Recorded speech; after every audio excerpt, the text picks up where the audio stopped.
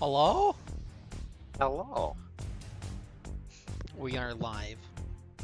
Oh, hello. I don't know that anyone's out there, but we're live. Hundreds of people. Hundreds of thousands of people watching on twitch.tv/MiddlesticksGG. 26 of them are standing behind me in my room, actually, so. Oh, wow. They're gonna really appreciate when you pop off. I don't know, are we getting Milia? Are we getting Vanna gameplay? Only the most exciting champions for you. I love those champions. That's also really... I currently have... Oh, it was from Discord? There was just like a little tag that said 151. And it was just floating above my League of Legends. Oh, And I couldn't get rid of it. But then I tabbed through Discord and it somehow disappeared. I don't know what I have 151 of. original Pokemon. Oh, true. What, I think Mew was 151, right? Because weirdly enough, Mewtwo is 150.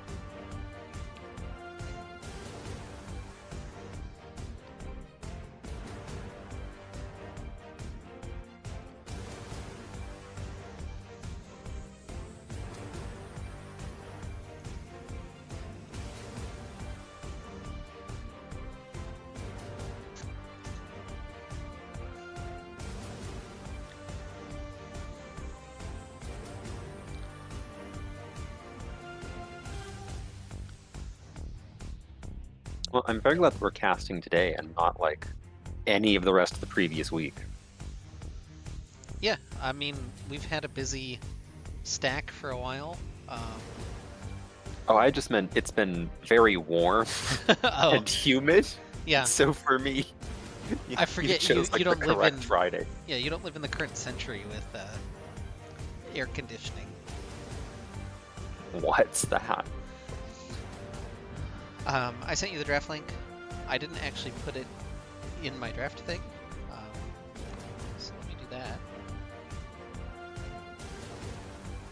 That's not going to help. Wow. Damn. I have. Calm down, Owen Wilson. I had the Twitch link saved. It's just the URL twitch.tv/Middlesticks. I could put that in and just give us a recursive Twitch stream. You know, the important one. The link everyone really needs.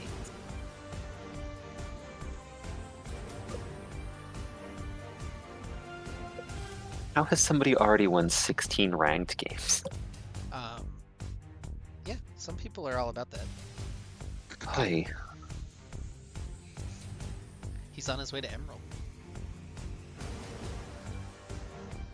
I'm still unsure how to feel about Emerald. You know, what's a metal that's in between platinum and diamond in terms of rarity? Probably emerald, right? I guess.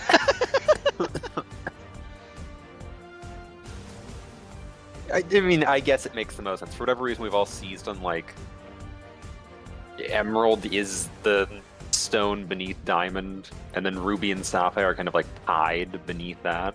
I still think Ruby tier would be cooler, because then you'd have a red one. Exactly. Well, which would be categorically different.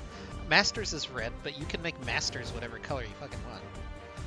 I don't know why I'm so vulgar about that, but you could do it. No, I think I'm with you. I would go with Ruby. Like, if we're arbitrarily choosing a... And ultimately, it is arbitrary. Like, there isn't really a definitive ranking of precious materials. Yeah, go with Ruby. Make it stand out. Then you don't have to change the color of platinum. I'm sterling silver ranked. Excuse me. Just below silver. I'm brass. Ooh, brass is a solid one. What brass and alloy of? I know it's part bronze. Copper, right? It is copper and zinc. You're right. Okay, Yeah. so Oh.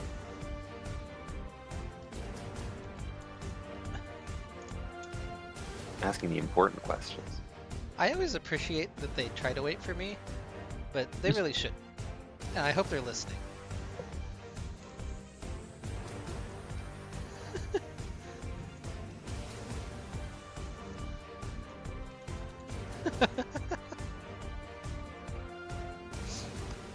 This is actually like relatively timely. Here we go into the draft for game number 1. Welcome everyone to week 1 of Aegis Guardian League. My name is Maris. My co-caster is Alvander, and yeah, week 1, new season. Got that shiny new team smell. Don't think too hard about that one. We have Return of the Middlesticks star Nemesis taking on CB Aurora.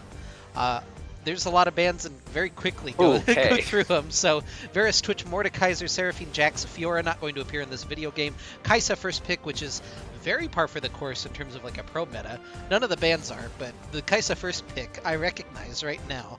And now star Nemesis will get the answer. We get to see the Zappy item. Yeah. Jinx hovered for Atlas. I'm going to be locked in. I've been watching a lot of Premier games recently. We just had the NACL Open Qualifier weekend. So I'm very I'm very tilted now toward my like semi-professional play. And it might take me a second to catch up. I recognize that champion. There's a Maokai. We're right in it. Okay. Rel is still open, which is a very powerful pick right now. Nautilus is open to pair with your Kaisa. I haven't looked at what any of these players play, which is ultimately way more important than what the meta is in Gold League. I guess no longer Gold League. Now it's a Platinum capped league. And don't go to Emerald? I don't remember exactly where they set the cutoff, but... you know what the weird thing is? Now Lolalytics, like the default display of ranks is Emerald Plus, which is very strange. Yeah, I really like... So the blank pick is Aatrox. Somehow...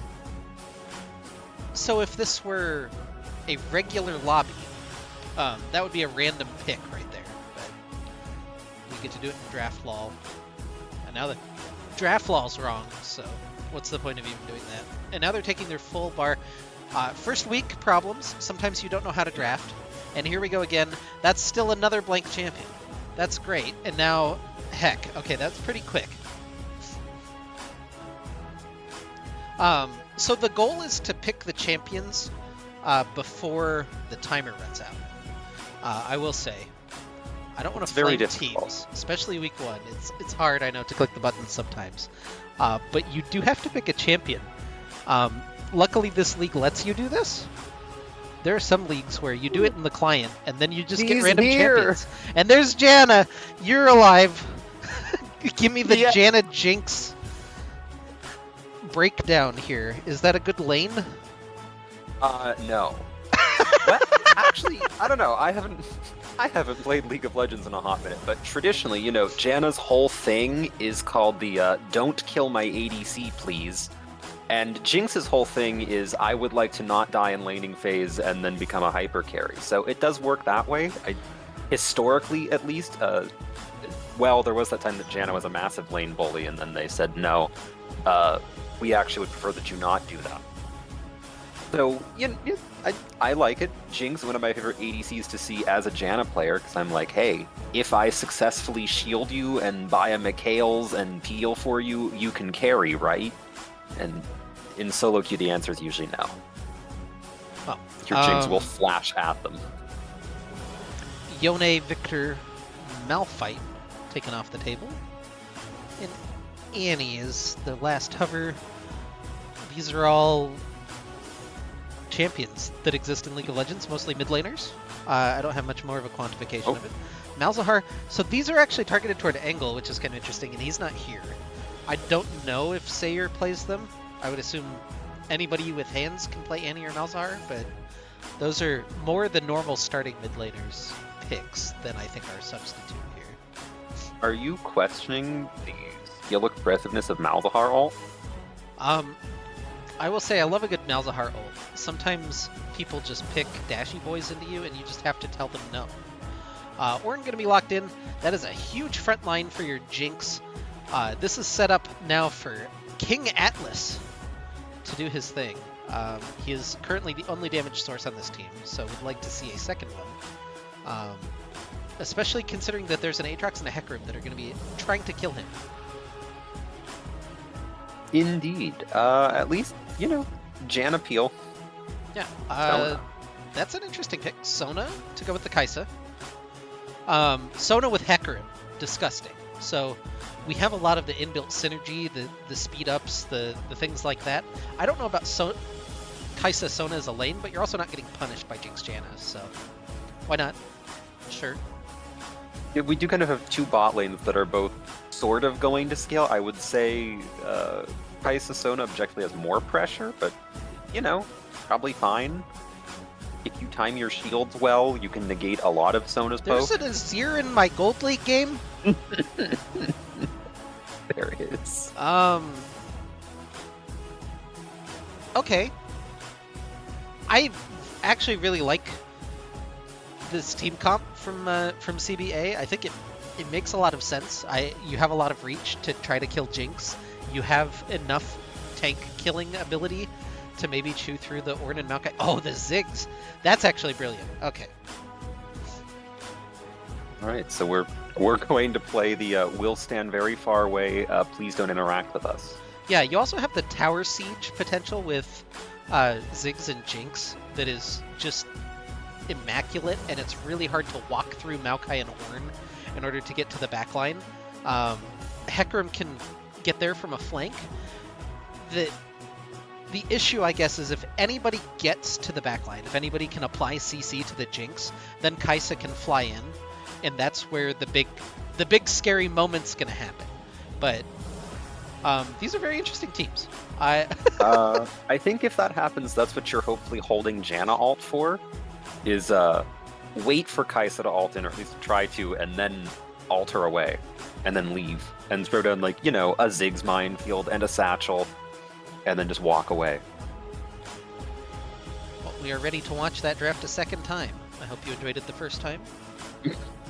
I really like NACL doesn't use tournament codes, so you can do it in blind pick. So you don't have to watch the whole draft the second time. Everybody just locks in their champion and then you go. Oh, that'd be nice. But they do the tournament pick so that they can scrape stats from it, which is completely fair. But it's quite a time sink to watch the draft a second time. I'll put it up here in a second. They're into it, banning stuff right now, but there's nothing interesting yet. And then that way we don't we can wait to have the team comps on the screen to talk about them a little bit. So we'll take just a small step back. It's week 1 of Aegis Guardian League. It's a 22 team bracket, which is the most bizarre number of teams I've ever seen. I'm just gonna try to explain what happens in this, and it kind of baffles me. So there's 2 groups of 6 and 1 group of 10. The group of 10 plays 9 weeks. That's the group that Rodham and CB Aurora are in. That's the easy group to understand. You just play your matches, and then you're done. The top 6 teams in your 10-team group qualify for playoffs. And the other ones, you play the 5 teams in your conference and then 2 cross-group games. And then they somehow stack all of those into one group, and the top 6 advance to the other side of the bracket for playoffs. So I'm kind of glad we're not in those, because I don't want to try to explain it every week.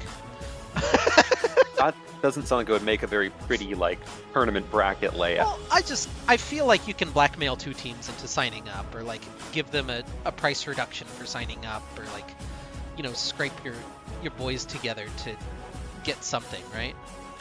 Yeah, to make 24. Yeah, I feel like explain that you look like the cork board meme, the bulletin board, Yeah. It's explaining where well. Well, so I didn't understand it looking at it originally. Luckily, Aegis on their official sheet has a competitive guides and formats and graphics. And then you click that, and it makes slightly more sense, but they have the second graphic is mislabeled, so it gets even more confusing because they didn't use a unique letters. They used the two conferences, the like two 16 groups are AA and AB, but then the second group is B, and it threw me off for a second. So I think if they just made the 10 groups C, this graphic makes a lot of sense. Anyway, Aegis is not paying me to look at their graphics, obviously. Is graphic design your passion? It's not my passion. Like, I kind of understand graphic design, but I'm not, like, good at it. I can't do the design. I can tell you that it's bad or good. I feel that. I understand, like, I could the consult, basic but I tenets. don't know that I could actually design a graphic, right? Like, I'm not good at Photoshop. I usually make most of my graphics in PowerPoint, if I'm being entirely honest, and then it's much easier on me. Hey, I'm that's used better to than me. PowerPoint. I'm not used to using Photoshop, or I have GIMP. I don't even own Photoshop. I always made my graphics, which mostly were posters for library book displays in Pages. So, Oh, yeah. which actually worked really well. I remember when I first started, there's this like extra website that I was supposed to use, and it was fine, but I could never use it to its full potential, and I just went back using PowerPoint because Was I it don't know. Canva? Yeah, Canva. Yeah, that's it. Yeah, I'm with you. That's when everyone's like, oh, that's the graphic design website. And I've always tried and been like, well, maybe if you had like the super deluxe premium version of this and then spent time learning it, it would be one thing. Well, and I don't think it's even that super good. I feel like I can do all of this stuff that they do in PowerPoint. Like, the big issue that I can't do with PowerPoint is like cut things very well and like manipulate images. That's the one thing I really want to learn how to do using like GIMP or Photoshop, but you can't do it as well in PowerPoint. That's fair. We've not talked about PowerPoint for a while. Let's go arcade bracket. Yeah. Hell yeah. So let's take a look now that we can actually see all of the champions. They've all been clicked in, notice, so that's kind of cool. Aatrox, Hecarim, Azir, Kai'Sa, Sona. We talked a little bit about how you're just trying to enable Kai'Sa to fly at Jinx. What other strengths do you see from this CB Aurora comp? Why do you have to ask me about the team? You're my analyst. Analyze. I'm paying you. I know. I wish I was paying you. I don't. I mean, at least so you were staring at like Ornn Maokai, and you have a Kai'Sa. Historically, not a bad champion at killing frontline. So in theory, they can also front back if you don't get onto the Jinx. It's not like they hedged their bets on an assassin like an Akali, where okay, Akali's job is to kill Jinx, and in a fight where that doesn't happen, you lose. I think in a straight up, 5v5 traditional team fight where we're going to each stand on opposite sides and walk at each other, probably favors RTM, but fairly like doable, not unwinnable. That's my insightful analysis. I just think it's going to be hard for Aatrox to play the game. That's kind of the one pick I'm a little questioning. I know it got buffed, like it's very strong. It can do well in lane against the Ornn, but if you're trying to team fight with it into this comp, I just feel like I really like Lane said Kai'Sa's kind of homeless in this draft. I think Aatrox is more homeless. Like, you don't dive particularly well, but you also don't peel, so you're just kind of stuck in the middle, which is not where you want to be when there's all the CC and the circles and the Ziggs bombs and things flying. Yeah, I don't know. Looking at out of the loop a little and trying to summarize the state of top lane just by looking at Lolalytics, it does look like good top lane champions are in an odd state. A few patches ago when I was up on the meta, I would have said like maybe Sion as like somebody who can team fight a little better and also just be in the island with Ornn and chill. Well, and then ult in. I think you go harder toward the lane strength is maybe, especially if you think that you win the matchup hard, you go for an Olaf or a Darius or something like that, are things that we've seen pretty commonly even in like pro play. Hang on, we have Skinergy bot lane. It's over. That's even same set of Star Guardians. I'm right there. I'm having this conversation with. I'm assuming it's Robbie. Uh, Hmm. I also hit Diamond in StarCraft 2, and that was my big competitive gaming experience. Um, I played Terran and then switched to Protoss. Uh, don't blame me. But yeah, anyway, now I have boomer hands and I don't know that I can play StarCraft anymore. A Got an little bit of immediate pause. disconnect. Yeah, immediate pause as we get into game. Um, yeah, CB Aurora. Well, I guess I'll save the introduction for when we get there. I'm not showing anything. Oh, there's actually some starting items. We'll go to a pause screen really quick. I can express my generic excitement. Oh my god, I finally get to cast a Janna game. My dream has come true. You got a Melio game last time we casted, right? I did. I got a few Milio games. But in all the times I've been here, I've never gotten a Janna game. Yeah. I think I've even gotten, I don't I think think we we've got an gotten a enemy Yumi game Yumi. either. Yeah. I We don't got know that. enemy Yumi. Oh, we did get an enemy Yumi. And then I had to be torn, but I've never gotten Janna. Haven't gotten Soraka. Is Soraka a big pick for you? I don't. She was always my like historic backup of many seasons ago when Janna was super meta. There's the pause. Yeah. Soraka was my hey, I can play this instead. Well, on the blue side of the rift, as soon as it unpauses and we start moving, I guess I should wait to make sure the game didn't crash. This is a rather long unpause pause. You gotta That's love the Riot fine. client. There we There go. we go. Okay. On the blue side of the rift is CB Aurora wearing the blue health bars, and on the red side of the rift wearing the red health bars is Return of the Middlesticks Star Nemesis. First game of the split, best of 3 start. Big ol' 5-point as Beast King even gonna walk in and get the little mid-bush ward to make him extra safe. A lot of defensive vision actually for Rodham. A little 3-man invade from CB Aurora just to walk in and get their own vision, and everything should be fairly well lit up now in terms of jungle starts for both sides. It's a very brightly lit map. Um, Oh, did we back for Red Trinket? We did back for Red Trinket. yeah, Ho ho ho. cool pro ninja started a cull, so he's pretty comfortable, I guess, in the I'm gonna farm and scale in this lane. Whereas Atlas, I guess, is feeling a little bit more pressured. He's either you're in two minds when you start longsword, right? One of them is that you're rushing your mythic a little bit faster if you skip a Doran's Blade, but the other one is I'm a little scared and I need the extra potions for poke. Hmm. So I'm not sure exactly which. I don't have a good read on Atlas right now. Maple walks up to the minion wave, and fourth Espada should have a pretty strong couple of early levels up here in the top lane to bully around the Ornn before he can really get going. Yeah. Oh, we're talking about top lane. I'm never good at that. I couldn't just offer you some Yaz in these trying times. Well, thanks for agreeing with me. Appreciate it. Aatrox is certainly a champion who exists and does things. Yeah, the biggest issue that you'll always see with these gold level games is no matter what you think about what the matchup should happen, a lot more comes down to the individual players and their comfort on the champions. Usually you think, oh man, this is a huge team fighting comp, but if one side just gets run over in lane, it doesn't matter too much. That's a good little trade from Atlas and Beast King.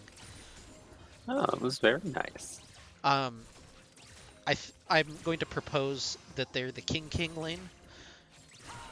Pair of kings. Yeah. Because the other option is Beast Atlas, which is like just a bestiary, right? Oh, I really hope that we get some massive team fight where the only two players alive are the bot lane, just so that we can say a pair of kings beat an ace. Damn. Yeah, that's It's a not going to solid line. happen, so I'm just saying I'm using it now because it won't come up. I've also prepared CBA is can't be asked, so I'm prepared for an ace where and they can't be asked to, do something or they want to like this is all being theory crafted live. Maple going in for a little bit of a trade. He gets a nice little clap, but the third Q and the little extra Deathbringer stance proc from fourth Espada does pretty well These for are him. heat-seeking tornadoes bot lane. I'm so proud. I'm so thrilled. Yeah, Beast King doing pretty well with the tornadoes thus far. A little bit of a hop there at 350 on the Always reassuring to see A Dark Catastrophe up here in top lane. Oh, the third Q lands. Maple trying to flash away. He gets away from the devastating charge. But it doesn't matter as the auto comes through and fourth Espada has first blood. But why not fourth blood? I mean, Aatrox is all for a lot of blood, as it turns out. So. All of the blood. It is true. That is like his whole shtick, isn't it? Well, no, I guess that's Vladimir. It's not blood so much as just battle and war and killing. Stabbing. Yeah. He's very into a lot of those warlike activities. Nafiri disabled. Unfortunately, won't be seeing the doggo. Oh no. When can you just buy chocolate as an item? The big counter. Or grapes? Does Gragas counter? I've seen tales of Neferi mid lane being actually pretty good right now. Oh. I don't know how accurate that is, but yeah, a little scared for that in any case. That is a huge amount of damage from that last Deathbringer stance Q from the Aatrox. Not a fair trade thus far, as Big Maple has only the 2 ruby crystals in pocket, and now the minion wave pushing away from him. That's not really a salvageable situation right now for Big Maple. Upside, he is Ornn. Yeah, he definitely scales. He needs a while to scale. I think armor probably would have done a little bit better. Oh, a nice flash from Fateful Destiny as he got caught behind the Flame Chompers. I hope your game is paused at 550. Yep. This is a scary moment for Sayer, but he's got Good his flash. away from Dark Catastrophe and Cyclone. That was Okay, a little... this is going to sound like a neg, and I don't want it to. Did they make it easier to flash Hecarim E, or is everyone just very good at flashing it this game in particular? I think we've just gotten 2 good flashes thus far. Okay. It just has seemed like, wow, those are really well timed. Yeah, it was a little scarier even with Cyclone hitting level 6 on the Azir as well, because you can get shuffled back in so easily after a flash, but Sayer keeps his distance, and everybody goes back to farming. The big difference right now, of course, is just that top lane. The 1 kill plus the 14-15 CS difference is starting to stack up a little bit, and will continue to stack up, as it doesn't look like Maple was able to do a whole lot with this wave, and now he's got to catch this one in his turret. And with Dark Catastrophe up there, they could look for a dive. This would be a very classic dive if I'm watching my ACL games, but Big Maple's just going to back and make sure that that doesn't happen. And we're swapping. Oh. Oh. Interesting. So 7 minutes on the clock. The swap, I don't know if it's to get Maple out of that situation, or if it's for the Rift Herald. This is a very interesting tactic, but Dark Catastrophe is just taking the red buff away from Scrams right now. And now fourth Espada is going to spot Beast King and King Atlas headed up here. And Scrams is going to be a little bit sad as the horse just runs away with his red buff. They won't get the interrupt on any of these recalls, so Atlas is going to grab this top wave as best as he can. And yeah, what are we going to see here in 18 seconds? Is this going to be a little bit special? Well, Sona has walked mid lane, so is not sitting bot harassing the Ornn. Yeah, just now a recall from Cool Pro Ninja as well. And Fateful But Destiny Aatrox is going back top. and Cyclone are pinging Dragon. This is a very weird setup. Maple's going to grab a bot wave uncontested, though. That's pretty nice. And he's got teleport. He can only teleport 2 towers. We're at 8 minutes. But Atlas...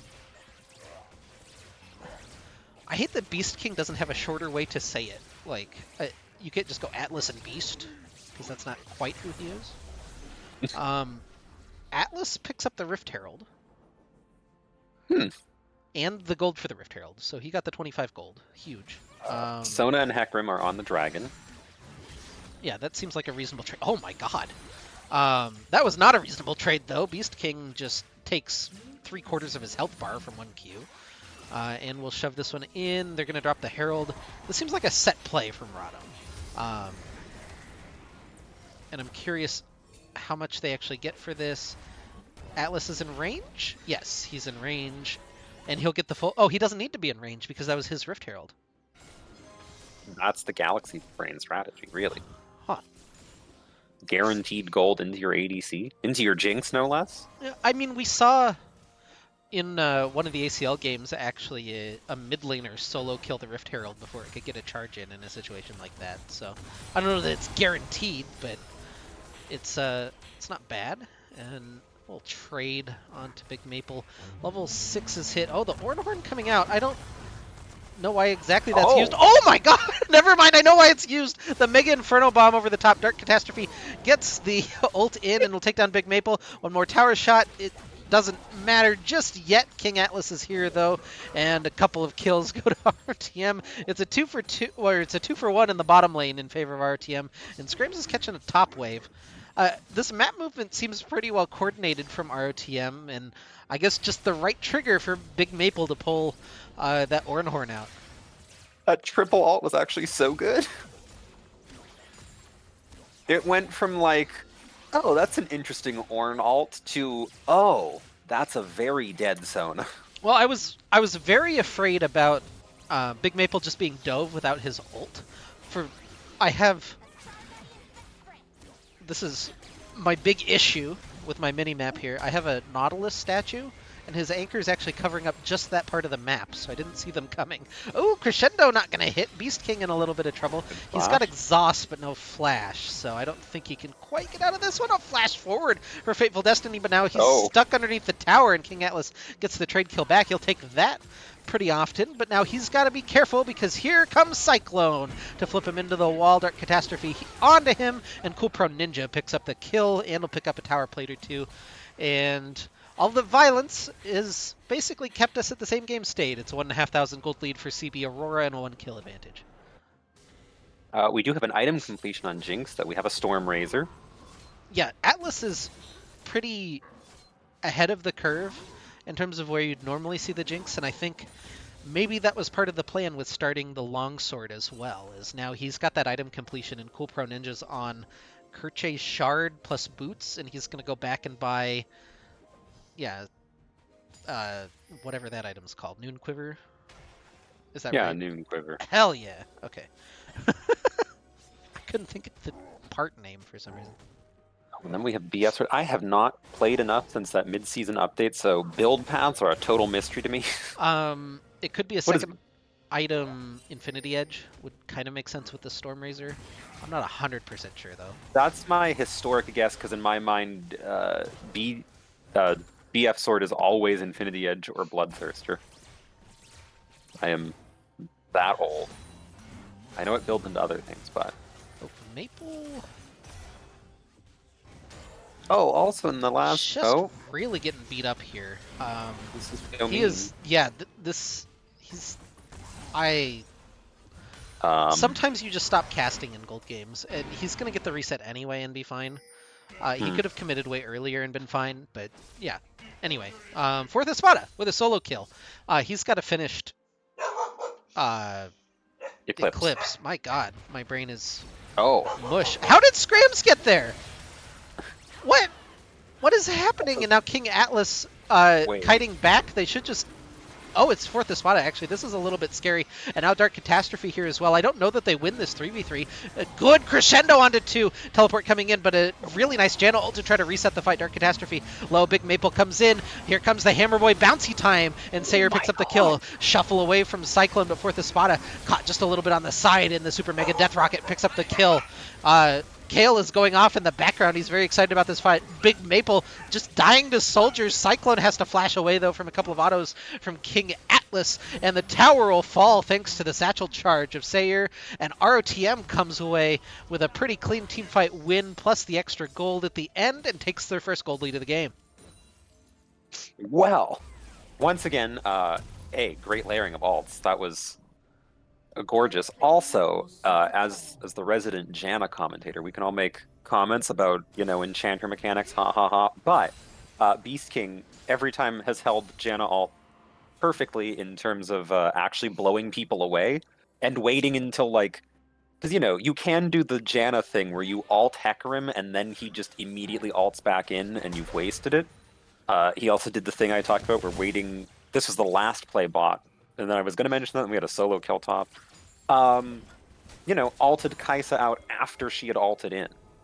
So we're seeing the Janna mechanics, and I love it. I get to cast a Janna game. Ooh, this is pretty dangerous no. now, as Fourth Espada has found himself a crunchy jinx. And the dragon gonna go the way of CB Aurora as well. So, a couple of abandonment issues now for Atlas. He didn't have flash or heals, so very dead when Fourth Espada caught him alone. I really liked the part where Aatrox pressed Q. He deserves it. He's had himself a monster game thus far. 30 CS advantage, 2 solo kills. Like, go off, King. I'll allow that one. It is very interesting the way that the gold has kind of funneled in. All of the gold for Rodham is on King Atlas and Sayer. Like, all of it. Maple is... he's an ult bot. Oh, Beast King gets caught, gets the slow. He'll be fine, though. Big Maple's an ult bot. Scrams is 40 CS behind, but that's also kind of by design in this matchup. So, yeah, as we expected initially, it's Atlas and Sayer, and now we're looking for a dive potentially onto Fourth Espada. The knockback from the Bramble Smash. They're trying to kite back with King Atlas, but the Flame Chopper's doing pretty well, but the big shuffle from Cyclone can't quite finish him off. The Janna healing is just so clutch from Beast King. It saves their bacon again, and now Sayer has to be very careful about how he manages this one, and he was not careful enough, as it turns out. That's a dead Zug. That Ziggs has Zugged his last. Yeah, and now mid lane tower going to go down in favor of CB Aurora. 2,000 gold lead for them. You have Static Shiv completed now for Cool Pro Ninja as well, so he can clear the minion wave. A lot of focus being put on these Rift Heralds. This is immediately as it spawns. ROTM back onto it with 3 people, even the 4th with Big Maple hanging around. You don't have Ziggs on the map right now, but it doesn't look like there's going to be a contest from CBA. And it's fine. Now we're back to this top lane tower where we're going to just Zerg it down, I guess. What's top? Do we need... Okay, we don't need to drop the Rift Herald. This is fine. Yeah, actually they just get this tower just for free. And Sayer can clear bottom against Fourth Espada. That seems okay. Yeah. Oh, I was also going to say, in my support commentary, Fateful Destiny also been very good on Sona at we're seeing the slow power chords. A lot of times, people tend to just do, what's her Q called? They do the blue one that does damage and ignore the utility of having an empowered slow auto. Also, Diminuendo, very good too. That's just damage reduction. Oh. I'm still ingrained. I was like, oh my god, Hecarim stole that from him. But they both get it. No, that was why I trailed off at the same time, and then I had the moment of like, oh right. Meanwhile, Scram still has 8 stacks left on his jungle item, which should tell you how many jungle camp start catastrophe is up this game. I think of catastrophe. Is it just an Egu? I can't quite. It's definitely catastrophe. I can't quite see what accent it is, but I think it's just the French one. Accent Egu. You know that. Yeah. That very descriptive one. It's not like French has 7 accents or anything. Oh, that tower is just dead. And now. Power of Zug. Well, that tower is alive. And teleport coming in, Fourth Espada on the flank, Dark Catastrophe in. That Ziggs ult didn't do anything. Sayer is gone, and they're trying to play around Atlas now. In comes the Ornhorn just to try to reset the fight. They'll get the little clap onto Dark Catastrophe, but a little bit of target splitting here from ROTM. That was the weirdest shuffle I've seen in quite a while from Cyclone. A lot of damage from Fourth Espada as the Aatrox just tears through, and Scrambles is going to fall. It's a double kill for Cool Pro Ninja, who really benefits from the damage done from Fourth Espada on the Aatrox. That was an incredible crescendo. Was it a flash crescendo, or did they just manage to walk into that position? I'm trying to gauge flash timer, and I don't know. Yeah, I'm not Either sure. way, beautiful crescendo that prevented the earlier monsoon. I think by the time our sweet Janna was un-CC'd, it was too late. I love that somehow this has just become the tale of the Janna and the Sona for you. You have and I'm me like, here. oh my god, here's the rest of the fight happening. Hey, I finally get to look at, like, a series. Normally I have to talk about Nautiluses, which I can't do very well. I can talk about Janna and Sona. Nautiloids, I'm pretty sure is the correct plural. Naughty lasses. Um, there were a couple of very fun moments in that fight. Unfortunately, one of them was Sayer just throwing a bomb into nothing, so that was kind of a devastating start to the fight for Star Nemesis, and then Cyclone shuffled over the wall and then back over the wall immediately in order to throw a soldier in, which actually was a critical amount of damage in the fight, but it looked very funny. He had like escaped over the little embankment and then came back over with his E. Very fun fight. I hope we see a couple more of those. That was very close. But now maybe a little bit of pulling away for CB Aurora as Cool Pro Ninja 5-1 on the Kaisa, finished up his Gnasher's Tooth, and now with 3 stacks on the Dragon, it's going to be very scary here in about 4.5 minutes with a potential Mountain Soul on the table. But RTM lying in wait. Lying in wait. Fateful Destiny may be the victim of this. They'll get the Mega Inferno bomb through. Fourth Espada is just split pushing on the other side of the map. He gets 1 tower. Scrams is looking for anything that he can, and a lot of that CC just comes up a little bit wanting from ROTM. Just remember when looking at that Kaisa build, though, to say thank you, Freak. You're so good at balance. True, Freak did say that we are welcome for this build. And it's still here. Nothing has happened to it. It's fine. Well, it's only overpowered on Kaisa specifically. It's actually only overpowered on like 3 champions. It didn't single-handedly make LeBlanc a meta pick. Anyway, Baron has started up for CB Aurora. And Mega Inferno, or Super Mega Death Rocket came in. Will we see the Mega Inferno bomb? And a tornado? No. Oh. Scrams is probably dead here. A little bit of disengage action from the Bramble Smash. Fourth Espada in. Mega Inferno bomb just to try to zone. This is not the fight that RTM really wants out of this, but they're not doing super bad for themselves just yet. But CB Aurora gets the Baron and walks off. And they have a 7,000 gold lead for themselves. We're really watching Big Maple, which scared me for just a second, but I don't know what cross-map thing would happen to him, so I guess he's fine. Kaisa. A lot of times when it zooms in on someone who's low health, and they're just like sitting there recalling, they're about to be hit by something. There is a very real fear, thanks to the spectator client.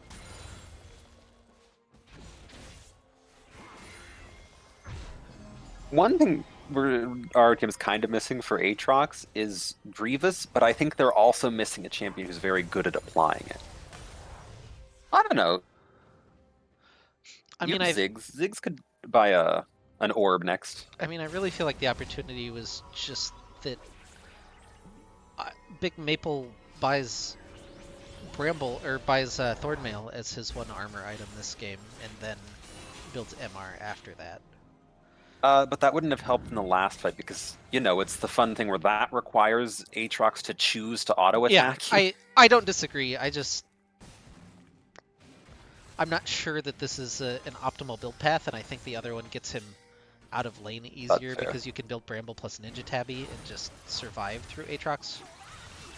But they also haven't been isolated a whole lot since then, so maybe that's not the call. I don't know.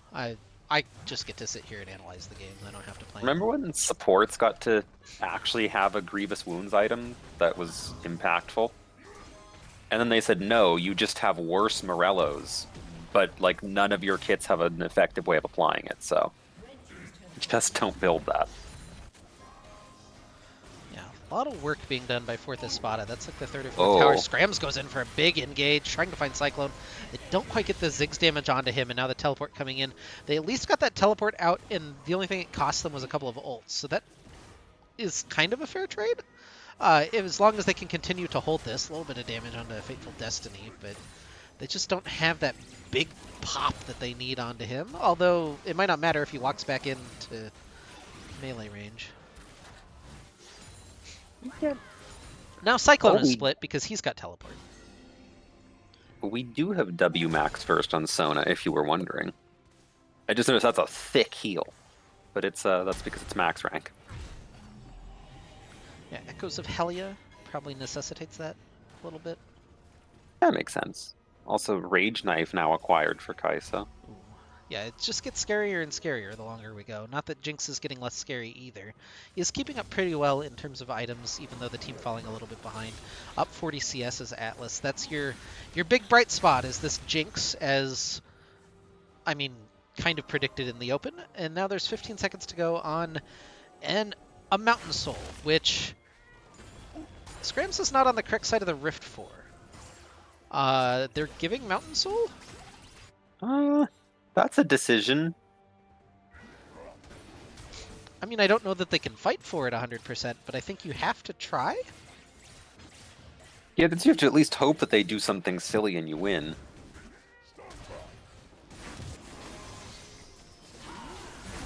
Also, I don't know that it's a totally unwinnable team fight situation, because when they do layer their ults, like we've seen multiple times, you can definitely blow up champions like Sona and Kaisa, which is now much harder because they have Mountain Soul. Yeah, now they have Mountain Soul, and Sona's just getting stronger in terms of shields and heals, so...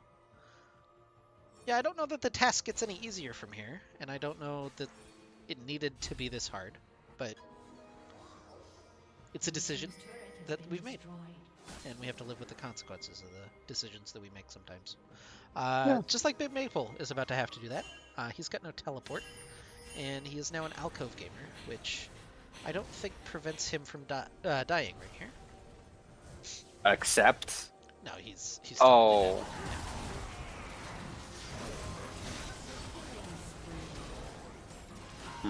Oh, third item completed for Jinx. We have an RFC. Rapid fire cannon. So every once in a while you get that big long range crit slow auto attack. Rocket. I would still like to see some grievous wounds for Aatrox and Hecarim and Sona. It does feel a tad necessary, but it's hard to pit stop at this point. I think now you might see Atlas pick it up. See, the problem is, I mean, I guess with Rockets, Jinx can kind of apply it. It's fine. I'm hoping that we see it as a pickup on Sayer. Is that what we decided? It's Sayer, not Sayer? That's what he said, yeah. Okay. Initiation onto Fateful Destiny. Oh!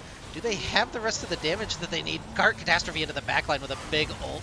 Trying to separate the fight. The teleport coming in directly on top of everyone is just going to make this even harder. This knockup's happening.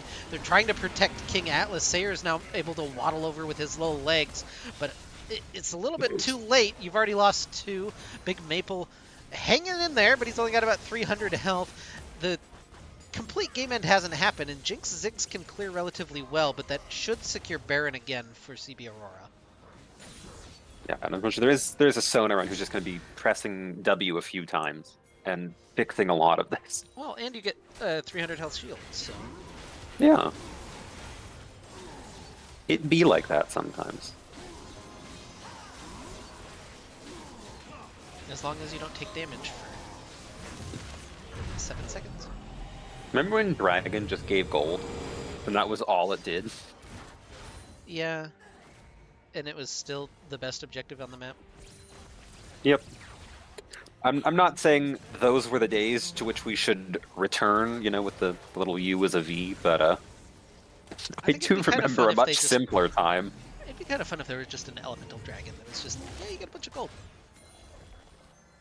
Just call it the Gold Dragon. Yeah. Make him a turret. It's just a turret that spawns in there and you have to kill it. Remember when Nico could turn into a turret? No. and one-shot people? Oh, that happened Oh shortly yeah, that after was a she bug. released. Yeah, yeah, yeah. Yeah, I do remember not, that. Okay. yeah, that wasn't like I was like, a was that an feature. intended thing? No, no, that was a bug for just a second. Orn gets his unspoken parasite now. Big I fan of still that. think it's weird that Unspoken Parasite comes second when we already know that its name is Chalk Show. Well, you can't say that now. It should have been the Unspoken Parasite, and then the upgrade should have been like, hey, here's its name. It's Steven. That's too scary. Steven's too scary of a name for me, honestly. I really like the work that Fourth Espada is doing right now. He's making sure that Scrams can't find a flank to look for an engage, and this is just going to fall. Big Maple trying to find an engage any way that he can. It is not really happening for him, unfortunately, and Cyclone going to pick up the kill. Mega Inferno Bomb does a pretty good job of zoning off the fight. Can they actually finish off Dark Catastrophe? They can. Now Cyclone flips Scrams back in. Fourth Espada, though, has a little flank. Gets blown back, though, immediately by not a Cyclone, a Monsoon from Gianna, and now he's stuck a little bit in the base, getting a lot of healing. A little bit of healing, actually. And now Kaisa flying into the backline. That might have been a death sentence, and it's a shutdown that does go to King Atlas. He's able to evade the reach of Aatrox, but the siege continues, and now Cyclone is in, gets another one. It's just Beast King left alive against 3, and I don't think he can quite get out of this one as he's melee range of the Aatrox, and CB Aurora is going to take game number 1. Leave Janna alone. I'm kind of upset. I wanted to see what the Infinity Edge upgrade was called from Ornn. That's a big moment for me.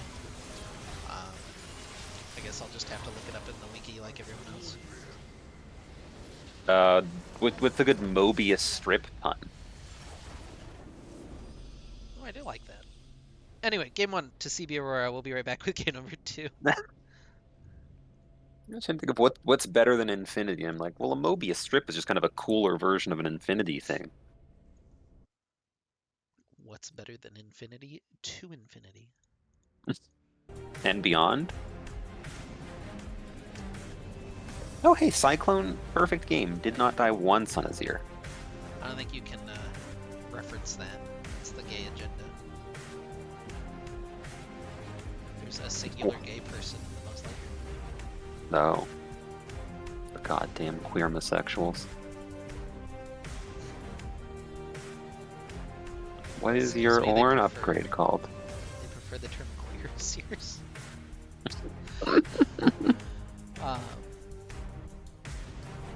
I'm sorry, Infinity Edge is Shuriman?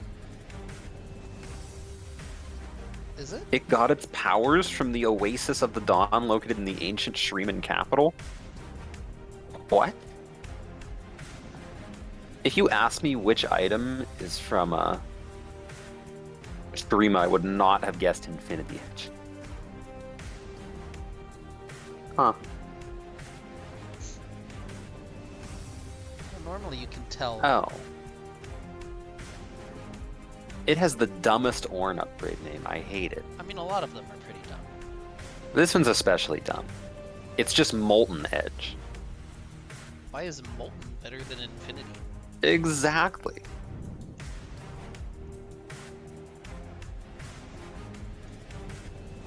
Clearly, Riot Games needs to hire me. Call it Mobius something or other.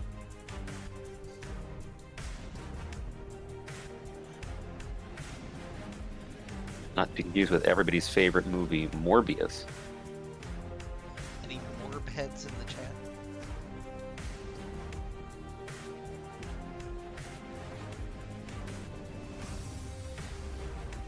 Average Morbius enjoyer.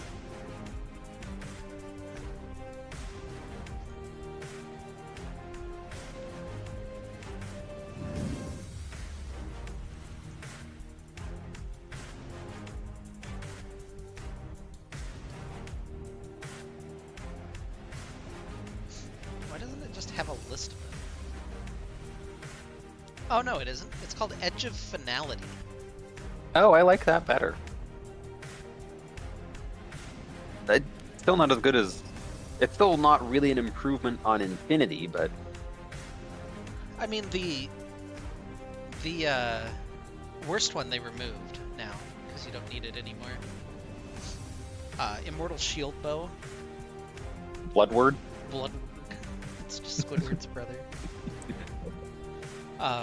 Yeah, the new ones they added, so Echoes of Helia becomes Cry of the Shrieking City. Which I think we've had before, because I remember that one. That's a little edgy. Navori Quickblades just become Flicker. Oh. Rageblade is Seething Sorrow. God.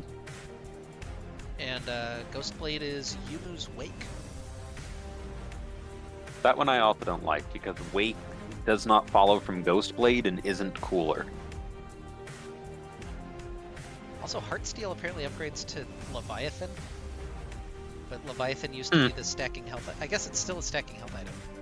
It's kind of fair.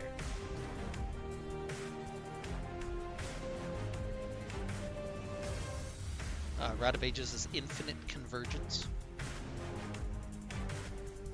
Oh. Radiant Virtue becomes Primordial Dawn. Apparently, Janna dropped 4 places in the support rankings between when this game started and now. Oh. Yeah, they watched. When I checked, she was 10 and now she's 14. Allegedly, she's an Echoes of Helia stan and Mandate. Not that I think Moonstone and Mikhail's were the incorrect items that game. I'm just reading what the highest win rate Janna build is. And apparently the most common is Shirelia's and Arden.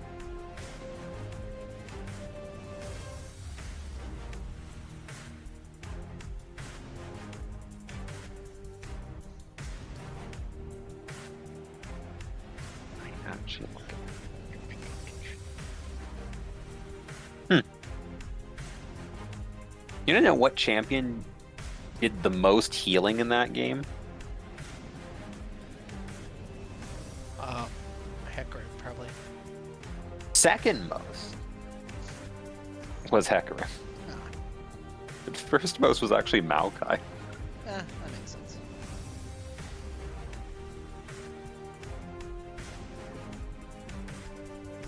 God, that Kaisa build really is something, isn't it? She has, like, the 3 weirdest swords. Her static shiv's supposed to be like a javelin.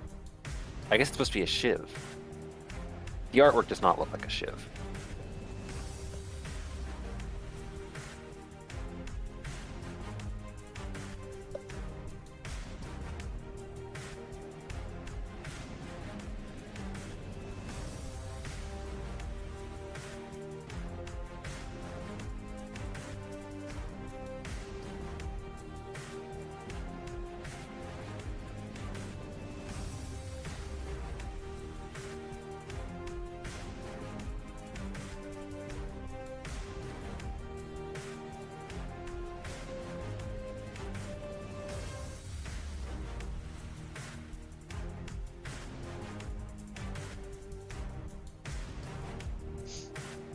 Oh, do you have an invite for this? No. You have the tournament codes. I just figured you'd use them. Oh. And I noticed you weren't here. They were waiting for you. That is true. I do have them. I just totally blank because I'm so used to not having tournament code.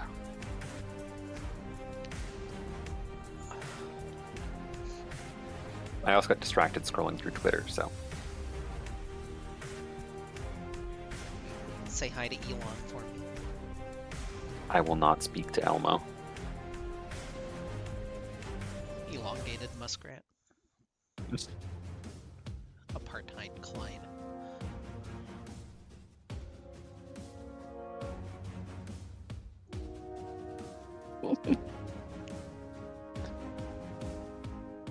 It's not apartheid, it's just sparkling oppression.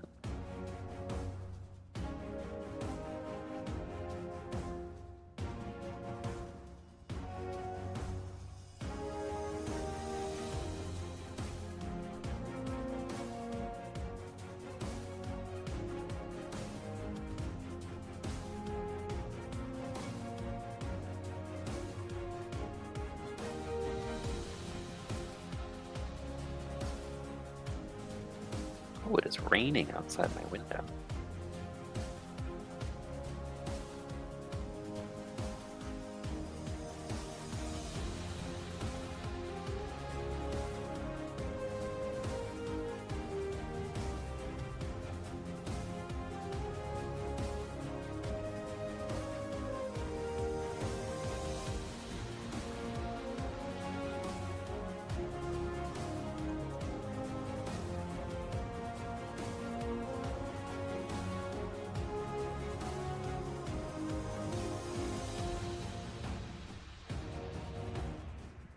Other news, apparently ChatGPT's ability to answer math questions correctly has dropped 96%. Turns out the more time it spends on the internet pulling information from everywhere, the dumber it gets. Unlucky.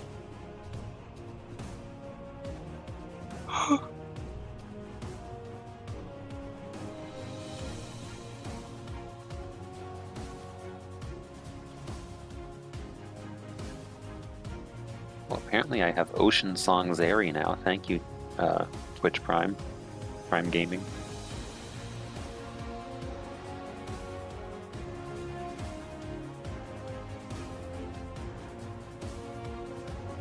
Oh, we're back. Welcome back, ladies and gentlemen. CB Aurora leads 1-0, looking to close out the series. ROTM has selected blue side, and we're returning bans Fiora, Jax, Varus. Oh, did you get a draft link? It's in the I chat. did not. Oh, It is not. You were not in the chat because you didn't Oh. use the tournament code.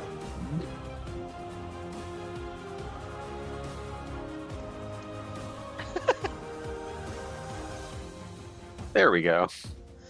Twitch is the next ban, and Aatrox. That makes sense. That feels reasonable.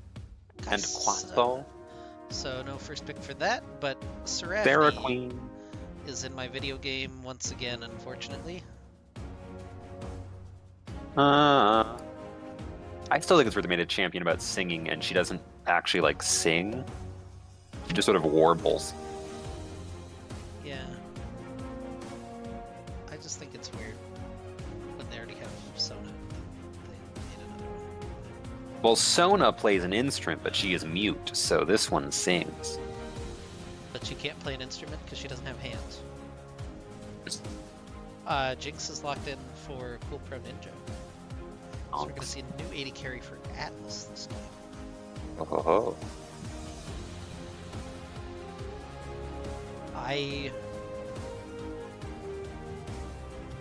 Or do we just see Sona Seraphine? I mean, I we're guess going it to would see still new be 80s. new. Yeah. Seraphine, not a champion I hate the kid of or anything like that. I just don't understand why it exists in the game. Rella's picked, which is a very strong pick, can be flexed jungle or support. What a time we live in that jungle rel is a thing. It's pretty good too. The way Dark Catastrophe played, I think that he'll probably want to carry though, so I'm imagining that that's support for Fateful Destiny. And you can break the Seraphine shields with your Q, which is nice. That now stuns. Zaya. Kaka. I don't know about Zaya Seraphine, but here we are. Can it be, is our Seraphine potentially being flexed mid? Is it a Seir pick? Do we have any idea? So we really have the Barbie to Oppenheimer digression through the draft here.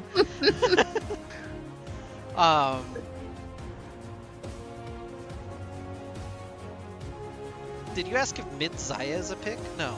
No, mid Seraphine. Oh, Mid Seraphine? Yeah, maybe. That makes more sense.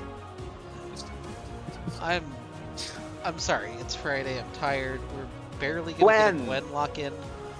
Gwen is very good into Scion, as long as you cannot get hit by the Decimating Smash, which really shouldn't be, but sometimes it happens.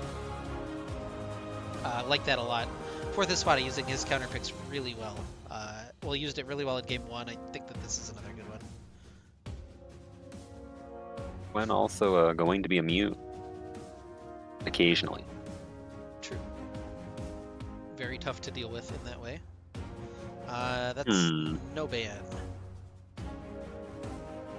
You don't... So the thing is, if they say the ban after that, you don't actually get the ban, but they're saying it's an Olaf ban, so whatever.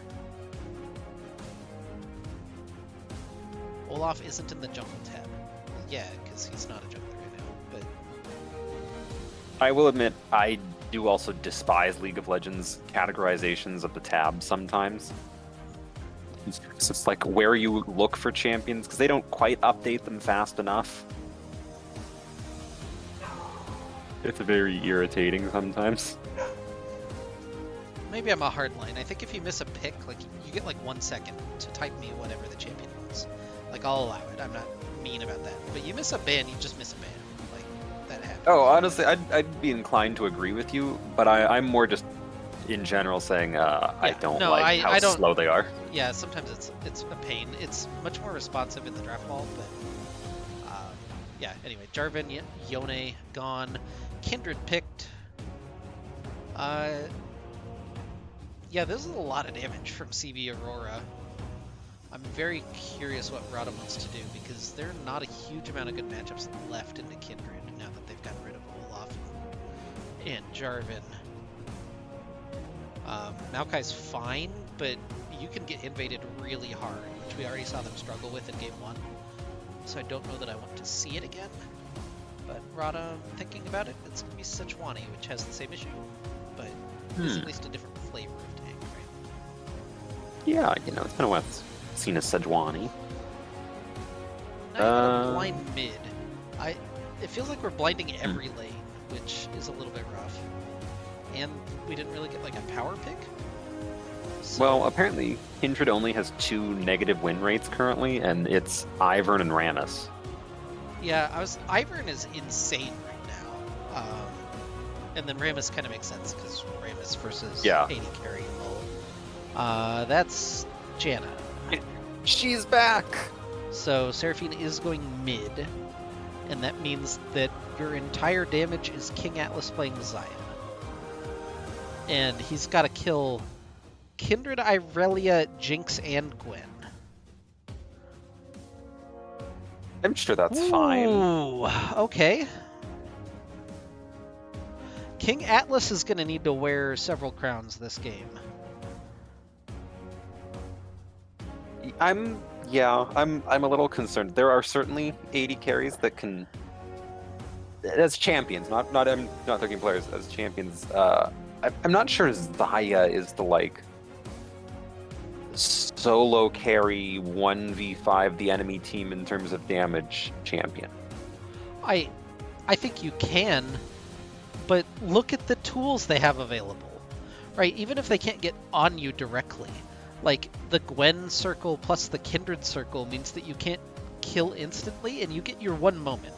You have 1 feather pull, maybe 2 if you really do it, that you're going to try to stack all of your damage into.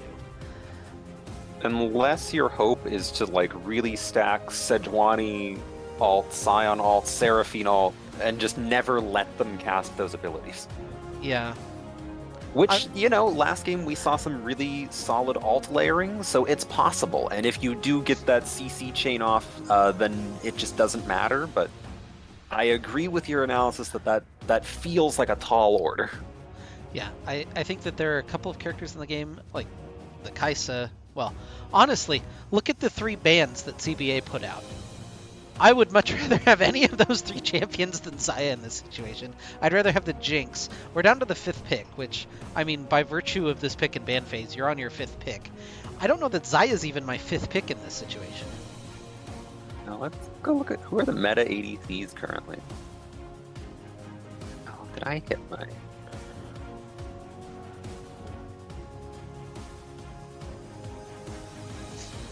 I don't know, it feels like you really need another damage source this game, but maybe I'm just being a little overly harsh here. Let's look at other top ADCs at the moment. Would you rather have Ashe over Xayah? Honestly, yeah. But how about Ezreal? Not with probably that team not comp, Ezreal. Yeah, Ezreal. Not with this team comp. I think Ashe is fine, but not with this team comp either. I'm looking. I'd rather have Zeri. I'd rather have Tristana. Is huge right now. Kog'Maw? Aphelios. Kog'Maw. Yeah. Kog'Maw with a thick front line in the Janna probably would have been. Yeah, I don't know. There's other characters, but it's asking a lot of gold players to have that many champions prepared. So. How about your favorite ADC, Caitlyn? No. Caitlyn isn't a champion right now. I see that and I'm sad. It's not fun to play against, but it isn't good, so.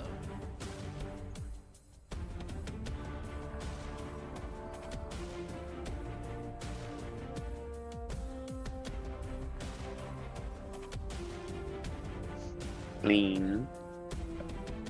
Well, what are we going to talk about for second draft here? What's Ezreal building currently? Oh, I see. Ezreal items still. Hmm.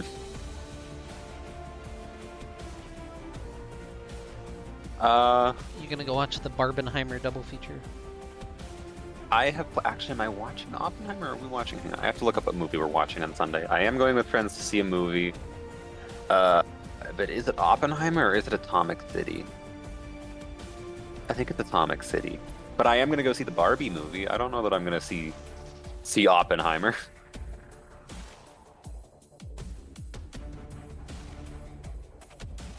Oh no, I guess we are seeing Oppenheimer. Apparently Atomic City left our cute little theater.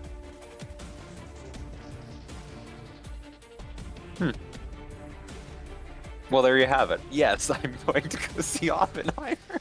All right. Well, you got to make that a double feature, I guess, with the Barbie movie. Oh, don't worry. I have my whole outfit planned out for when I go see the Barbie movie. Do you think the ideal order is Barbie then Oppenheimer or Oppenheimer then Barbie? No, it's totally Oppenheimer, bottomless brunch with mimosas, and then Barbie. You need the Barbie palate cleanser. I feel like if you do Barbie Oppenheimer, you're just going to be really sad.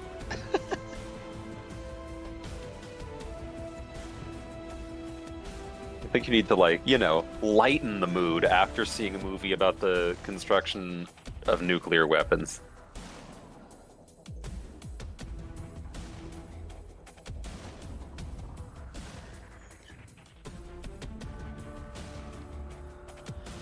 Oh, well, we survived second draft. Now we only have 3 minutes and 40 seconds to go. In that case, I can hit you with the... Did you see the review that complained there weren't enough male characters in the Barbie movie? No. That sounds You know. not valid. Yeah, that feels like one of the things of, like, gee, what were you expecting the Barbie movie to be about? I'm expecting it to be a cinematic masterpiece, honestly. Fun fact, Barbie created to teach women that they could in fact have careers that were not housewife. It was, I forget who invented it, but it's named after Barbara somebody or other. I think the creator named it after her niece, who she basically wanted to show, like, hey, it's the 60s.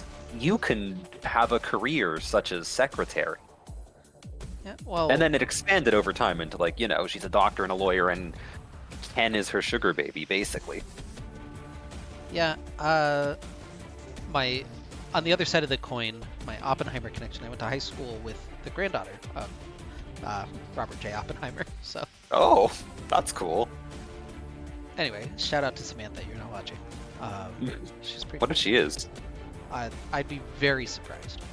But wouldn't it be wild if she were just a regular Middlesticks viewer, totally by chance? Yeah. Especially considering every single normal Middlesticks viewer, I'm like, yeah, I know that person. I recognize this from somewhere.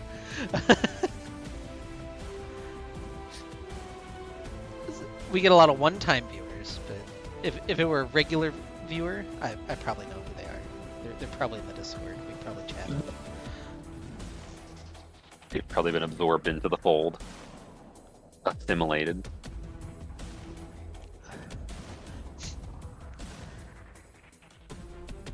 Has there been a nuclear scientist Barbie yet?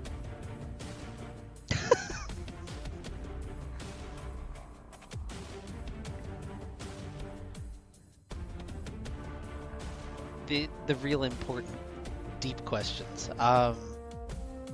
There has been a scientist Barbie with blue hair. Yeah, that's basically just mean it's radiated, right? Yeah, blue hair, color block dress, lab coat, and flats. She does have unclosed-toed shoes. That's important. But she's wearing... Is she wearing pants? No. Oh, then no. That's terrible. She can't go in a lab like that. You can't do science while not sexy. I definitely do every day, but Are you suggesting that you do not show a little leg in the lab every day? No, because Reportable. if I poured acid on my leg, I would die. And as you know, one of the big activities that you do in every lab is you just juggle jars of acid. So, I mean, if TV has taught me anything, it's that every scientist just sort of stands around and like mixes different colored liquids in test tubes, and that's what science is. boy, sometimes. Sometimes they explode, and sometimes they become viscous like a goo. No, I never really had any of those. I definitely have a bunch that just heat up really hot and you can't hold them anymore. That's kind of a pain, and you have to wait for them to cool down so that you can accurately measure them. Isn't that what those big tong things are for? Well, that's how you carry them, but Yeah. they don't get that hot, and you're not like putting them in an oven. It's just a chemical reaction. Mm. So We you made it through draft. We did. AMA anything if you want to become a chemist. I can tell you not to do that or to do it, whatever you want. Organic or inorganic? Yeah, whatever. Oh, Do both. porque no los dos. They're both kind of necessary, as it turns out. Nah, I feel like we could totally do without inorganic chemistry. Who needs it? It doesn't have carbon in it, it's trash. Sounds fake, TBH. On the blue side of the rift for game number 2 is Return of the Middlesticks Star Nemesis trying to stay alive in this best of 3 series. They have a team comp. There are 5 champions picked. That's all I got. I'm paused at 30. Now I'm going. Okay. Yeah, and the red side of the rift is CB Aurora. They're going to try to close out the series here and get a quick 2-0 to start off their campaign. I have never seen this Kindred skin in my life. What is I this? was just about to ask you, what is that Kindred skin? Did she get like a Shanghai skin? Uh, I can't hit tab and check, and I didn't pay enough attention in the loading screen. She just got a skin, but I don't remember what it was. Like, she got the DRX, right. but then she got another one, I'm pretty sure. Sorry. Right now it's just Lamb. Kindred skin. Shanghai? Is that Wolf money? and Lamb? Or is it Super Galaxy? It's neither of those. It's a Chroma for sure. It is DRX Chroma. It is the Elite Chroma. Oh, he spent hella money on that then. Okay. Wow. Huh. I will say it looks cool. It's a very cool Chroma. Yeah, that's DRX. Remember when, like, FPX Lee Sin just sort of had on, like, a jumpsuit? Or am I thinking of T1 Lee Sin? What's the Lee Sin one where he just... That's FPX. Yeah, they're like Power Rangers vaguely, but they're just in jumpsuits, and then the chromas with it are black. He's in a black jumpsuit. Yeah. Yep. Does feel like a little disparity in the in the tone. Yeah, I think it's funny. A lot of the pros don't like their skins that they had made for them. FPX is, I think, the biggest one that they just don't like their skins very much. Hey, there's Janna and Darrell. Yeah, that's a good stun. This is good from Cyclone thus far. It takes an extra tower shot, but yeah, I don't... How do you walk up as Sayer in this lane? Like, this feels like a pretty spoon-fed Irelia matchup. Unfortunately, it doesn't have the flash now, so that might actually make it a little bit harder. Yeah, Big Maple just trying to focus on the minion wave as he gets snipped. But you can't get stunned like that. The double tap doesn't quite get through the shield, but Cyclone starting to really get that working, and now big stuns coming out. They're trying to turn the exhaust back. Big cleanse from Pro Ninja. Beast King low, has to flash away. King Atlas just trying to get as much damage through as he can, but he's only level 2, so he actually doesn't have pullback. He's just got Q and W, but he gets first blood. Oh, he doesn't have W. He's got Q and E. He was waiting on that E cooldown, and now Fateful Destiny should be able to scamper away as soon as he gets the crash down, well, the opposite of crash down, whatever it is, back up. But now Fourth Espada is waiting for Scrambles as he journeys around toward his red buff. He'll get slowed and stunned and beat around a little bit, but this blue buff is going to get stolen away by Dark Catastrophe, and already the trouble's starting for Scrambles in the jungle. hey, it's the thing you mentioned where Kindred can just kind of free invade. And Yeah, it's a little hard to stop her from doing that, them from doing that. yeah, and even guessed wrong on the mark, but it doesn't matter because unless Scrambles runs right there, but even if he does, Fateful Destiny just took a recall, is headed back toward mid lane, so can meet him there, and Cyclone has made it so that Sayer cannot. So that's already a 2-camp advantage for Catastrophe, and it's going to extend even further. I don't know that he can get to this mark. Scrambles is going to try to at least get some gold and not just sit uselessly on the map, and it looks like they're going to allow it? Well, they could contest it, but I guess they don't have to. That's also an option. Like, you got your big camps. Like, look at it's a 3-camp lead right now. It'll shrink back just a second, but Dark Catastrophe is doing pretty well for themselves.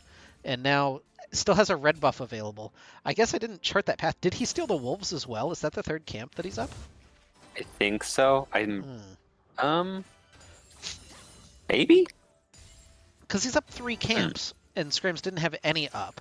And there's 2 available on the top side. I don't know. It must have been wolves.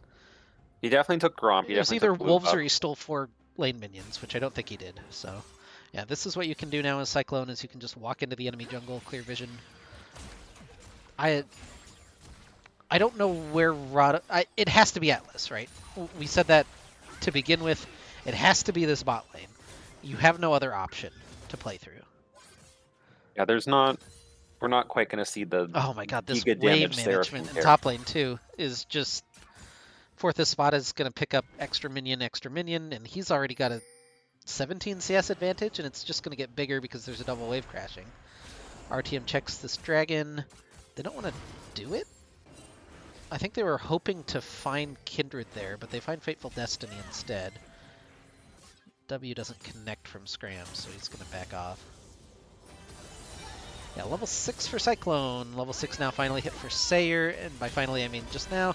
Gets the Encore into the tower. Cyclone takes an extra tower shot. Flash forward from Scrambles. Do they have the little damage? They don't. And now Dark Catastrophe here to try to turn. Sayer has no mana, so Scrams has to retreat.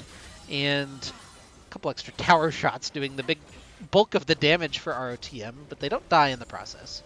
So that's something. All told, it's fine. Everything's fine. And as rough as these other 2 lanes are, King Atlas has a 1 kill advantage, and he has a 20 CS lead. So that's your big hope, and the gold is even, which I'm a little surprised at, given how horrible the rest of the map is going right now. You're getting dirty farmed in top lane. Dark Catastrophe just walked into the Gromp and stole it for his 2nd mark, I believe, of the game. Let's check. First one. No, he doesn't. Do you need... 0 hunts. Okay, never mind. That wasn't a mark. Where's his 2nd mark? It's going to be that Gromp. That's what he's picking. Or the Scuttle. Excuse me. I don't know what I'm talking about. There's the Scuttle. There's the 2nd mark. Okay. Oh, we have the lane swap to top again. Yeah, we're going to do the Rift Herald thing again. They used it to just try to funnel gold onto King Atlas, which is what you have to do in order to survive this game. So I don't hate it, but we'll see if CB Aurora is a little bit better prepared than they were in game 1. Although they didn't do badly out of it. They got a dragon. There was some silliness, and they got behind a kill as a result of all of the movement. Also interesting, we do have a Comet instead of Glacial on Janna this time around. That is kind of interesting. It probably makes sense into like Rel, where you can, if you're taking your Keystone, whatever, for the lane matchup, you can cancel Rel's jump in and then land more poke with W Comet. Yeah, Fateful Destiny and Dark Catastrophe. Gonna start up El Dragon, and this looks like the moment for Scrams to walk down and start up the Rift Herald. They're gonna get a lot of damage on the 4th Espada, force him to use this W and get away. There's the dragon, and now... Is this a little too late for Scrams? It doesn't look like it, because Dark Catastrophe has other nonsense on his mind. He's going to try to steal away some jungle camps and maybe look for Big Maple down in the bottom lane. A lot of CC from Fateful Destiny. This doesn't actually mount in anything, because he's just going to stand there and do the Scion thing. Cyclone looking for a solo kill, gets charmed into the tower, and he finds it finally. He's been looking for it all game. Oh, that ramp damage! What the hell was that? Never mind. It's a return kill. I guess it's still a solo kill, but you get the return kill for Sayer. That ramp looked a little off. Yeah, that was a little sus. I swear we skipped a step. Maybe it was also the minion damage that all sort of landed at the same time. It all hit exactly when that tower shot did, so... Yeah, it definitely... Regardless. Oh, this is a different wrinkle. So this time Atlas and Beast King are going to back and head toward the bottom lane, rather than using the Rift Herald immediately top. I don't know what that means. I don't know what wrinkle this entails, but... Maybe they're hoping that if you take bot power instead of top, you get more dragon pressure and don't lose Dragon Soul. Maybe that's the thought process. Yeah, last game, just to rewind very slightly, I think they played it out fine until the Dragon Soul moment. I think they needed that third or the fourth dragon. Yeah, I think it's that was kind of where to fight. I think that's where the game kind of got out of control. There was one bad fight, and then they just kind of lost. Beast King is level 6, and Fateful Destiny is level 4. Now he's level 5. That one minion was enough, I guess. Scion is choo-chooing back to top lane. Oh, we got one minion. Nice. Big value. Hog. You do not win this fight as Scion. And once again, he's going Sunfire Cape, which is interesting. And so is Scrams, which seems like a little miscommunication between our players here. Atlas is trying to get as much value. Good to interrupt again. Fateful Destiny now going to find Scrambles waiting for him, and Atlas picks up a second kill of the game and some Rift Herald plate gold as well, as they'll shove this wave in. Maybe get an extra plate or two as well. That's another well-timed gank. This early game that they have kind of coordinated and on their... it's scripted, I guess. Seems really nice. Yeah. They have a plan. They're planned out. They're executing on well. And if we're looking at preseason polls, which I don't know how much value you find in that in a gold league, but this is the number 4 team, CB Aurora, and the number 18 team, Return of the Middlesticks. So a bit of a disparity in the preseason rankings between these two teams. So our team hanging in as long as they did in Game 1 and doing pretty well for themselves so far in Game 2. A little against the ranking, but for this Spada is really trading into this minion wave, and he just does not care. He's got the healing, and yeah. He do be Gwendolyn. Is it confirmed that Gwen is short for Gwendolyn? This is a little fight. I didn't see who actually got the mark. Scrams is in for the fight, but they have the rest of the team coming in. They'll have the chain CC. Atlas is now finally here. The Lambs Respite coming out, trying to save anything they can. They'll blow him back into the Kindred ult, though. Cyclone just trying to get the damage down onto Atlas. Everybody has teleported in. Now the Snare trying to come through the Needlework? I think that's the passive. Clean Cuts? No, that's the passive. Needlework is the... Needlework. Okay.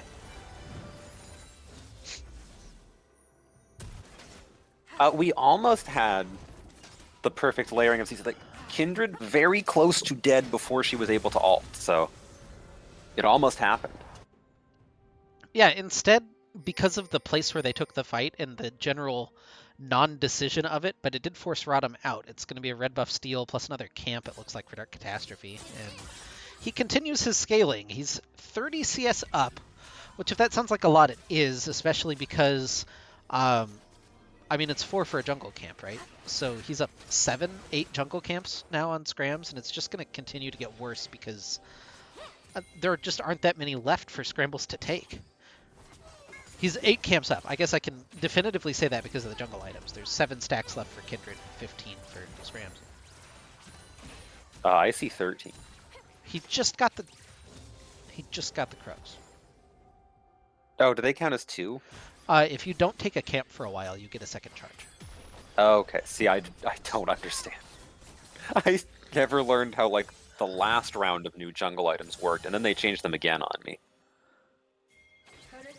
I know you get little friends now.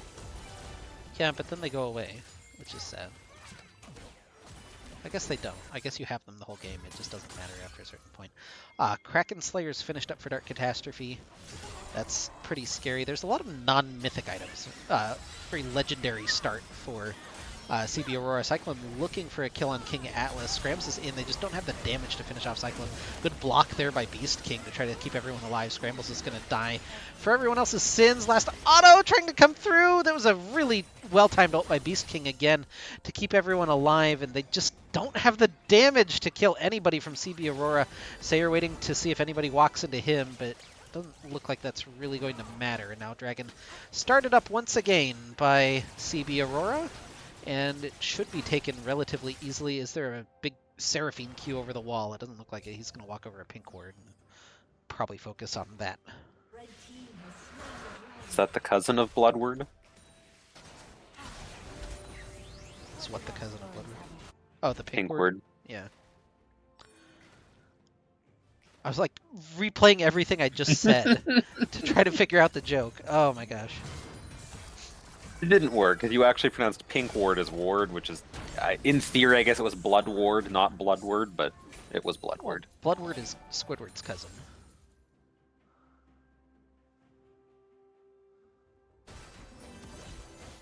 I guess so's Pinkward. Is Squilliam a relative or just a rival? I'm pretty sure he's a relative. I don't have my big SpongeBob lore. Do you know Squilliam? Is he related to Squidward? Leapdub says yes. Okay. See, he felt I don't know. like, yeah. by the law of children's We're fighting cartoons- over the second Herald. This is probably more important. It's going to be a big 5v5 potentially. Look at the flank now for 4th Espada. The Rift Herald goes over to ROTM, but they can't get to the Eye. Big ult of the Magnet Storm in the backline. Fateful Destiny, they're trying to get onto the Xayah. He does a lot of damage, but he just can't finish anyone off again. Big Maple is Zombie Scion and almost gets a couple of kills. The health bars are so low, but it just isn't enough. And ROTM going to get 5 for 0 aced after picking up, well, they get the Rift Herald, but not the Eye. I don't think second Rift Herald is worth that. And the game is now wide open. That was a pretty incredible fight for CBA. The layering wasn't quite right. We saw the Xayah feathers come in slightly before Seraphine ult went down, and I think if those go the other way and Xayah, recalls and then gets to auto through the charmed people, maybe those really low health bars become 0 and they die. But unfortunately, that wasn't how it played out. I mean, there were 2 that were very low, and I think we still had Lamb's Respite available, which I don't know how big a wrench that really throws in everything or where it would be placed or, all the nuance of that. But, yeah, I think there's the issue with the team comp is it's Xayah doing damage and no one else. Now they're looking for cool Pro Ninja. Flash over the wall. That was a good counter flash from Mr. Ninja, but he is going to eventually probably die. Now Lamb's Respite available. Atlas just walking forward, but now more people than they care to have here are in the way. Cyclone able to tear through Scrams to get the kill. Sayer with a little damage over the wall, but there's just not the return that you need again for ROTM, and they'll lose another death.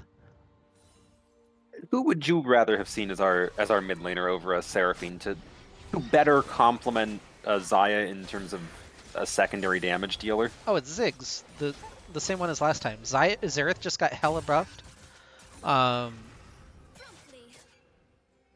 Yeah, something like that would be great. If you're looking for very meta picks, Ahri Syndra seem fine. Ahri maybe not as good, but Syndra I think would be great. I just don't know what the value of the extra heal and shield is when you only have one person that benefits from it. Your tanks benefit from it, don't get me wrong, but they're not... It doesn't help their damage, the speed doesn't help. Usually when you're looking at something like this, you have a Hecarim, you have an Aatrox, you you know, a big bruiser. You have a Darius. You have an Olaf. You have a. You I have could the keep naming extra champions. half source of damage. Yeah. If Seraphine's a half, you have a fighter who becomes half damage, half tank. Yeah, and because of the shields and the speed and the heals and everything, can just take over the game. But the way that they're currently constituted, oh my god, that's such a late. All right, tank players. You buy the Bomby Cinder for wave clear.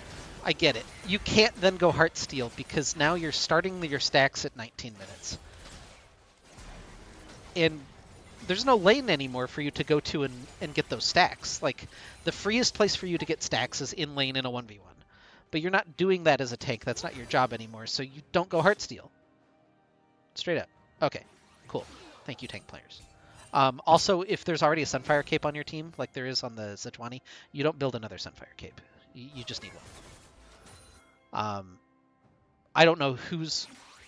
I don't want to call out whose build is wrong, but they're both not right. Maple's trying to find Cool Pro Ninja, but instead it's going to segment this fight. And now Cyclone trying to get into the damage. There's the Feather Storm. Do they have the damage to actually tear through anyone? Fateful Destiny low. The Heartsteel proc did actually quite a bit of damage there. Cyclone is low, and Zombie Scion almost picks up 2 kills by himself. Meanwhile, though, Fourth Espada has not teleported into the fight and has not looked for anything else. He is continuing to tear through the base. He's taken care of an inhibitor turret. He's on an inhibitor. And now he's just kind of wandering around a little aimlessly, as Gwen kind of does. You know, she's going on a little stroll. But it's a team fight win, ultimately, I guess, for ROTM. It's 2 for 1. They get the dragon. They get the objective bounty on dragon. Dark Catastrophe. So there's... Kindred is small enough you can walk through there without taking any tower shots, but he took 4, so that's a little unfortunate. You know, sometimes you just do. We did also see in that fight, we got to see the Seraphine ult into Xayah. Also, a really nice Janna ult that blew, I think, Irelia and... Definitely Irelia, and I think Rel after they both jumped into the path of Seraphine and Xayah's damage. But it worked. We saw the theory of if you layer your CC and Xayah's damage perfectly, you can win. But also, it was a 5v4. Yeah. I don't know if... Sorry, go ahead. I was going to say, Kindred on 4 stacks, so... has spooky. Has the extra damage and range and all that stuff that you get when you have 4 stacks. This is going to be a tight recall. Fourth spot is here. Oh dear. Didn't guess the bush correctly the first time. I believe Xayah's out, but John is not. Yeah. Oh dear. No, not worth any of that. No. Alright. Made them use 2 ults, I guess, but you had to burn flash, so ultimately not worth that, but... Flash, and maybe more importantly, ult? Yeah, but you're not going to use it soon, because that's just Baron. At least it should be. I don't think there's any Miracle Steal happening. There's not really those champions. You could maybe charge in with Scion, but... Look at all the wards that are set up for CB Aurora. They've done a very good job getting vision, securing the vision, and then walking their way into the objectives together. I think maybe in a fantasy ideal world, if you don't burn flash and ult, you hope that your team can like dance around the Baron and bait them enough that like they aren't putting full DPS on it, enough for you to get back. But that probably doesn't happen. It is or DRX. worse yet. Sorry, there's the recall. We can now confirm it's DRX because there's a big DRX logo. He sits at a desk. Yeah, I mean, what else is Kindred gonna do during their day job? What do you think the day job of Death is? Well, so, like, night job, clearly you go out and you reap and you harvest. Mm-hmm. Day job, you probably have to fill out all the Excel sheets to say who you reaped and when and why and where. Yeah, a lot of paperwork involved in Death. I'm sure. Fill out all the death certificates and things for people. Can you imagine if death certificates had to actually be signed by Death? Sayer is caught. That's a pretty nice Kindred ult to at least stall everything. Can they finish off Dark Catastrophe? Oh, pushed him just outside of the ult, so they're going to pick up 2 kills on the dive. Shutdown goes to Atlas on the Kindred kill. Scrambles picked up the other one. Now, maybe you get a counter push mid and you can actually break this down, get another little objective bounty. It's not Jover. I don't think we're Barak just yet, but it's not Jover just yet. Meanwhile, Gwendolyn. Yeah, Fourth Espada should just... actually hit her. Get your Heartsteel stacks. You're gonna die anyway. Oh my gosh. Yeah, this isn't, I don't know who stops Gwen. Can anybody stop Gwen? I think Scion, but not as constituted currently. So. Yeah, no, I mean there's a theoretical order, yes, but Yeah. In this game, no. The Nexus is going to eventually stop her. I'm pretty sure, but it's just gonna be. It's one of those games where you have a fed Tryndamere, or Gwen. I mean is fine, but Gwen can teamfight a little better than Tryndamere. But there's just nothing in the side lane that can stop, so you just have to continually make the right call over and over again, and then get back to defend your base in numbers. And it's stressful, and it's hard to do, and we'll see if Rodham can navigate it. So far, they've done pretty well. They've made 2 good calls, and they haven't lost anything terminal at this point. yeah, it's just been like the appendix. Yeah. It's starting to get in on a couple of the fingers, but like you can get away without all of your fingers. Yeah, or some toes. Like you can't lose the big one, but apparently that really ruins your balance. Yeah, this jungle is a very scary place for Rodham to walk into, and so they're not going to do it. They're instead going to make sure that Irelia cannot split push just yet, and now Dark Catastrophe will take care of this dragon. This is not his mark, is it? No, his mark is currently the Krubs, which I'm assuming he's going to jump over and go take. Scrams has found Cyclone. This is fine. We're currently following the buddy system through our own jungle. That's good. Well, blue buff to Atlas. I guess Seraphine's not there. Flash forward, looking for Cool Pro Ninja into the Seraphine ult. Has the cleanse flash back over the wall. Now the Magnet Storm trying to reset the fight. The double teleport coming in from CB Aurora. They don't turn immediately onto the Xayah though, and that might be an issue. It's 1-for-1 thus far as they lose the Scion. Fourth Espada able to just dip and dive out of that one. Dark Catastrophe pretty low, but he's fine as well. And yeah, just the 1-for-1 mid laner for top laner, so relatively even, but the health bars certainly not. And CB Aurora can continue pushing in. The Gianna ult to try to top everyone off and keep everyone safe from a dive might be the clutch play in this situation. You can see CB Aurora still kind of buzzing around, looking to see if they can do anything with this bot lane minion wave or maybe catch somebody a little overextended, but it doesn't look like that's going to be the case as Scrambles is here to defend the bottom wave and everything returns to an even state. And I keep forgetting that Rel is not giga slow when she's dismounted anymore. Yeah, she's still slow, but she's not the slowest champion in the game anymore. Yeah, I keep seeing the jump come through to make distance. I'm like, wait, that's not how that works. I'm like, oh, I guess it's actually fine. You're not moving at a move speed of 2. No, the rework feels pretty good. I am, of course, a Rel enjoyer before the rework, so I'm not... I don't think it had to happen, but... I don't know that it made her more accessible or feel any better to play, but it's not bad. I liked the thematic, though, of her being slow. Like, she had a really good walk that looked heavy and like she wore a ton of armor. Yeah. So does Xayah, but she's not and doesn't.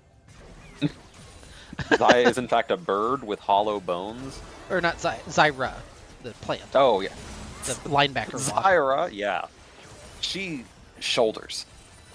Yeah. She's trying out for linebacker at local university. It's also like a very aggressive model walk. I could see that too. That's probably what it's intended to be.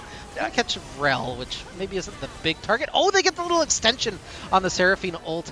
Lambs just buying a lot of time. They'll blast him out of there. The shutdown goes to Scrambles.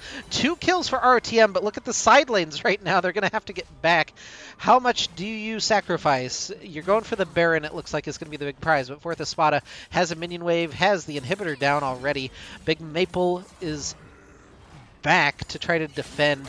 I don't know that he can even really hold, but maybe he can at least stall the minion wave. Okay, Seraphine's back as well, so this 3-man squad going to be able to take the Baron down, and they'll lose 2 inhibitors for it, but you still haven't lost the game, and you haven't set yourself in a worse position than you were in, so play successful.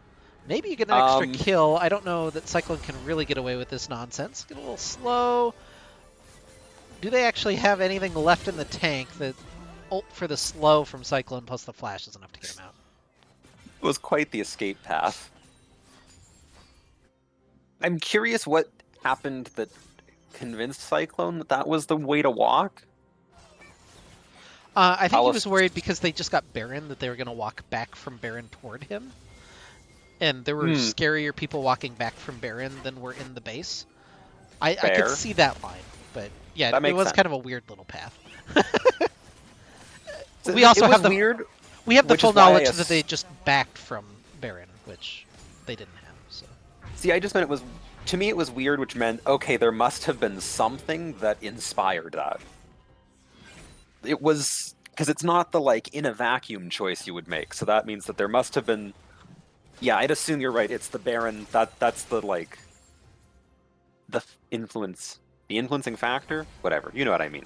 Yeah. There's the reason. True. Well,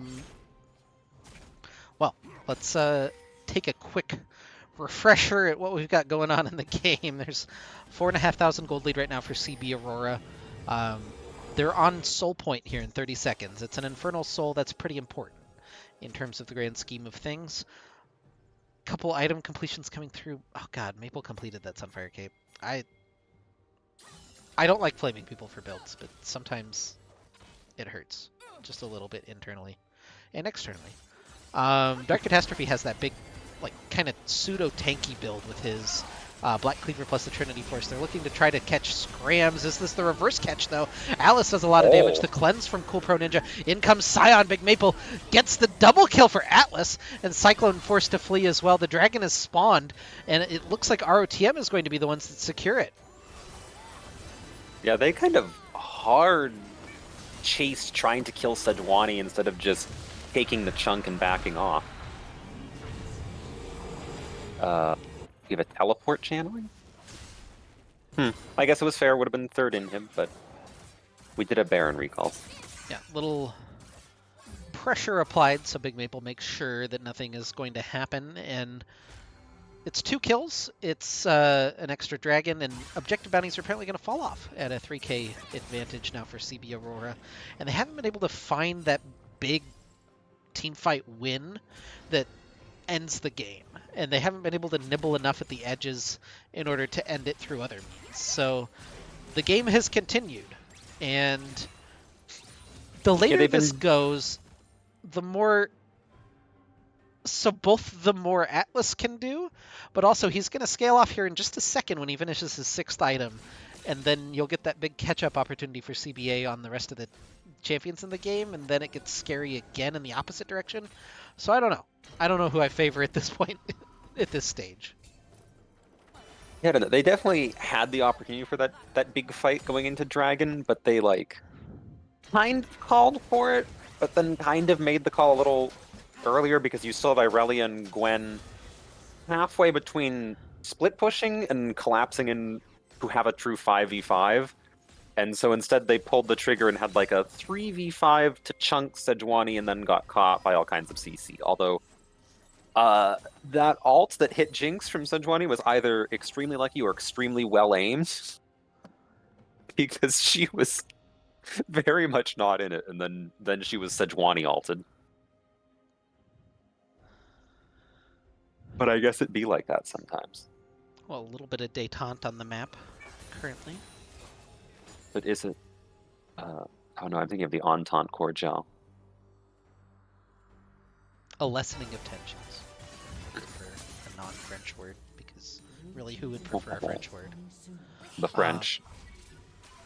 Do they exist, though? New conspiracy theory? France is fake. Maybe people in Quebec, which is worse French, or maybe people in Louisiana, which is worse Quebec. The only people more French than the French are the diaspora French.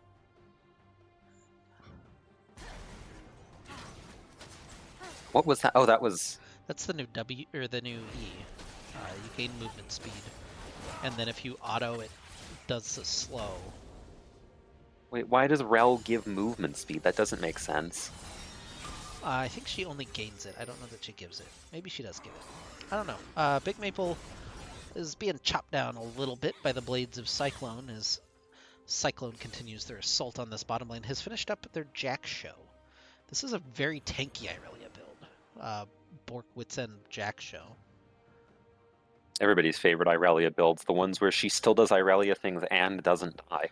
Yeah, 30 seconds to go on this Baron, and RTM seem at best disinterested, and at worst not able to walk into this jungle because look at how lit up it is, my god. And they have 2 sweepers to their names. But lots of blue trinkets. Yeah, they're trying to push in through mid, it looks like, is the choice. Scrambles watching a flank to maybe try to escort their mid laner in, and they're going to catch Fateful Destiny as a result of it.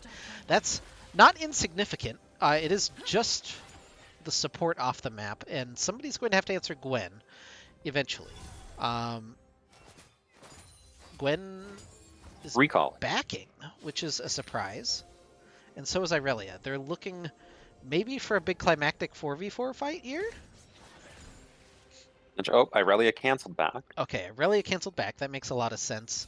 They haven't. Gwen does have teleport. They haven't spotted Big Maple, I don't believe, leaving from bottom lane. So they don't know exactly where the Scion is, but they can guess that he's not in bottom lane currently.